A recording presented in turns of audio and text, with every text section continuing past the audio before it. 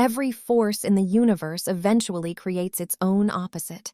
Light produces shadow. Expansion triggers contraction. Victory plants the seeds of defeat. The ancient Greeks had a word for this: Enantiodromia. Carl Jung built an entire psychological theory around it. And here's the strange part. One of the oldest tools for processing this idea isn't a philosophy textbook. It's a deck of 78 cards. What if tarot was never about predicting the future, and instead was a sophisticated system for surviving it? That's not mysticism. That's cognitive strategy. And by the end of this video, you'll see your own decision-making in a completely different light.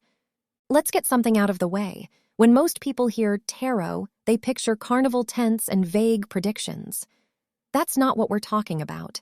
Strip away the mysticism, and what you find underneath is a pattern language. A set of 78 archetypal symbols designed to represent the full spectrum of human experience. And that spectrum always includes both sides. The concept driving this is Enantiodromia, a term Heraclitus coined 2,500 years ago and Jung revived in the 20th century. The core idea is deceptively simple. Any psychological or historical force, pushed far enough, flips into its opposite. Extreme order breeds chaos. Unchecked optimism creates fragility. Control eventually produces rebellion. So the real question isn't what's going to happen. It's this: when it happens, can you hold both sides of it at once? That's what we're going to unpack. How tarot cards function as a braiding mechanism, weaving the positive and negative threads of any situation into a single, navigable narrative. Not fortune-telling, narrative resilience. Here's a problem most people don't realize they have.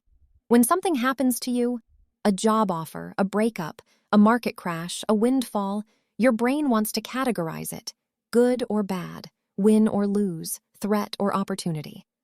But almost nothing in life is purely one thing. Think about the most transformative moments in your own life. Chances are, the thing that felt like a disaster was also the thing that unlocked something you never would have found otherwise. The Tower card in tarot captures this exactly. It depicts a structure being struck by lightning, figures falling, pure catastrophe. But in every serious tarot tradition, the card also represents necessary destruction. The clearing of something that had to go so something truer could emerge. That's not a prediction, that's a pre-installed cognitive frame, and it changes how you process reality in real time. Now you might think, I don't need cards for this. I can just reason my way through ambiguity. And sometimes you can, but here's what the research in narrative psychology and cognitive science consistently shows: abstract reasoning about the future is weak under stress. When stakes are high and uncertainty is real, your prefrontal cortex gets outmuscled by your amygdala. You default to binary thinking. Fight or flight. Good or bad. Archetypal symbols bypass this. When you encounter the Wheel of Fortune, a card depicting constant change, the rise and fall of circumstances, you're not reasoning about impermanence. You're experiencing it as an image. Your brain processes it more like a story than a spreadsheet, and stories are exactly how humans have always metabolized complexity. Jung understood this. He argued that archetypes aren't superstitions. They're hardwired psychological patterns that help us navigate situations too big for rational analysis alone.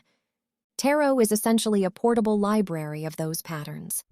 This is where it gets really interesting.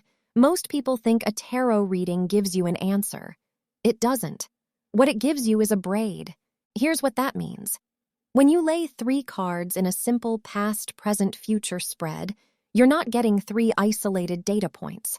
You're getting a narrative arc, a story that holds tension between contradictory elements and forces you to synthesize them. Say you pull the Hermit, the Two of Swords, and the Star. A traditional reading might say, you've been isolated, you're facing a difficult choice, and hope is coming. Fine. But the braiding interpretation goes deeper. It says, your solitude created the clarity to see a choice you would have missed in the noise. The difficulty of the choice is itself the evidence that you're operating at a higher level. And the resolution won't feel like an answer. It'll feel like an opening. You haven't predicted anything. What you've done is pre-process the duality.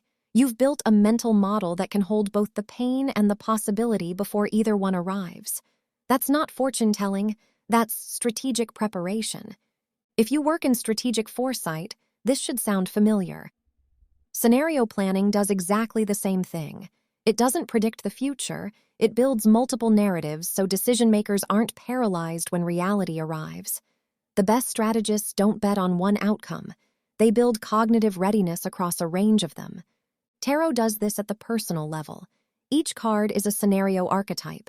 Each spread is a miniature scenario exercise.